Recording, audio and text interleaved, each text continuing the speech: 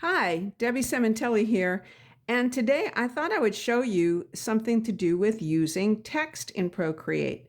So I'm going to add text. Now it comes up just kind of a basic text, but if I go to the A and I can look at the list of fonts that I have, and I am going to choose my Cantoni Pro. So this is a font that I designed. But I'm going to show you something about this sizing. So let's say you get it to that size and then you decide, oh, I want it much larger. If I simply go on the text layer and hit edit text, and if I come in here and do that, it will highlight it. Now I have lots of different options up here, and one of them is the keyboard. So I go to the keyboard and I go back to that A, and now because it's highlighted, I can make it larger. So now let's say you've got it about the size you want, and now you want to type in the word. So you simply go to the keyboard and I can type in the word that I want. And now I've got the word beautiful. Now I'm going to make this a little bit larger. And so I'm going to go back, edit the text, tap, and just run my pen across there and it highlights it. And again, I'm going to go up a little bit more. So I've got my word, and that's great, but the lines are kind of thin here because that's how the font was made. So let's say I want to thicken things up. I can go back and edit text, and I tap on it, and then I run my pen across and it highlights it, so I know that it's ready to be edited. And if I go back to the A, you'll see over here that I can actually do an outline. So what that outline does is it actually thickens things, and I'll show you. You can see, watch the thinner line, and it gets much thicker. So I'm going to do the outline. So now I can go over the lettering with a smooth brush.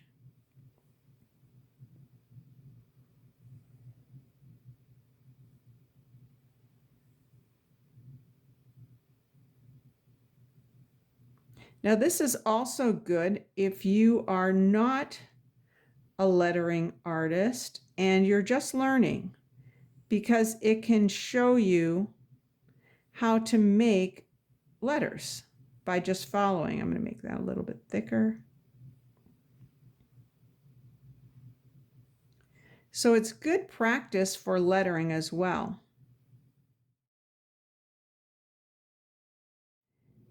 And I would literally do it stroke by stroke if you are trying to learn lettering, because then it will train your arm and your hand to do the lettering instead of just having you do it like your handwriting, which doesn't really train your muscles and your tendons and all the things that you have that are making your hand work. And we could go in and clean it up more. And this brush is not as smooth as some other brushes, but in general, I don't tend to like to use a perfectly smooth brush. That's just me. Okay, so I've enlarged this. Now let's say you'd like to curve it. Well, there's a great tool in the Slayout Masterclass pack by Shoutbam. So I'm going to get a different color.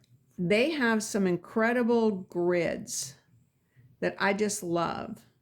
So they have Slayout grids like this, and they also have Slayout lines. And this is what's really cool. So there's different stamps depending on how much of an arch you want. So let's take Arch 8. So that's going to be our guide. You can also duplicate it and use that to guide your X height letters. So now we're going to go to the warp. So we tap on the arrow, which is our uniform select tool, and we switch to warp.